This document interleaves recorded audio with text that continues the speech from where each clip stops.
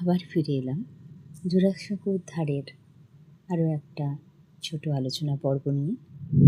একটা ছোট বিশ্লেষণ, একটা ছোট ভাবনা।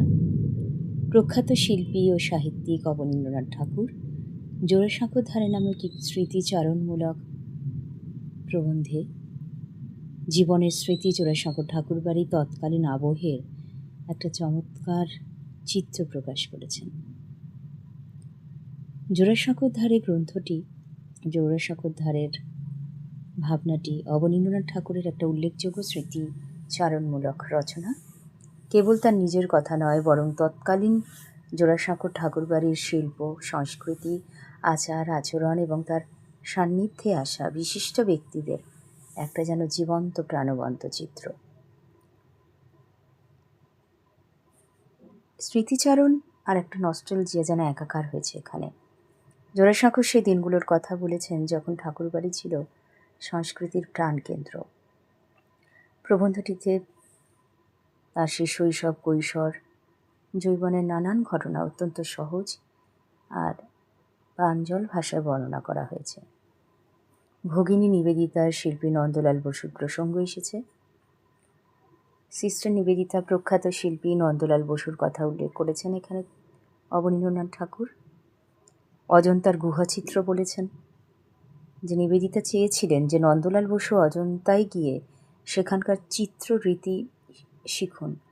এই প্রস্তাবে অবনীন্দ্রনাথ প্রথমে একটু দ্বিধায় থাকলেও পরে নিবেদিতার দূরদর্শিতা বুঝতে পেরে নন্দলালকে সেখানে পাঠিয়ে দেন। নিবেদিতার ব্যক্তিত্বের কথা রয়েছে। অবনীন্দ্রনাথ ঠাকুর নিবেদিতাকে একজন তেজস্বী, মমতাময়ী নারী হিসেবে চিত্রিত করেছেন, বর্ণনা করেছেন। তার সেই সাদা পোশাক, রুদ্রাক্ষের মালা, আধ্যাত্মিক ব্যক্তিত্ব তাকে গভীরভাবে মুগ্ধ করেছিল। আমেরিকান কনসালের বাড়িতে নিবেদিতার সেই উপস্থিতি দেখে তার মনে হয়েছিল যেন নিবেদিতা তপস্বিনী মূর্তি। এতে রয়েছে একটা শিল্পবোধ, আদর্শের ভাবনা। অবনীন্দ্রনাথ ঠাকুর এই প্রবন্ধে দেখিয়েছেন যে কীভাবে শিল্পচর্চা কেবল একটা নির্দিষ্ট বিষয় আবদ্ধ থাকে না, সেটা হয়ে যায় সাধনার বিষয়, তপস্যার বিষয়। নন্দলাল বসুকে অজন্তায় পাঠানো, সে বিদেশের বিদগ্ধ গুণী মানুষদের সাথে শিল্পের আলাপচারিতা, সব কিছুর মধ্যেই ভারতীয় শিল্পকলাকে জাগিয়ে তোলার একটা সুপ্ত প্রচেষ্টা ছিল। ভীষণ সহজ আর ঘরোয়া ভাষা ব্যবহার করা হয়েছে, এটাই এই প্রবন্ধের বৈশিষ্ট্য।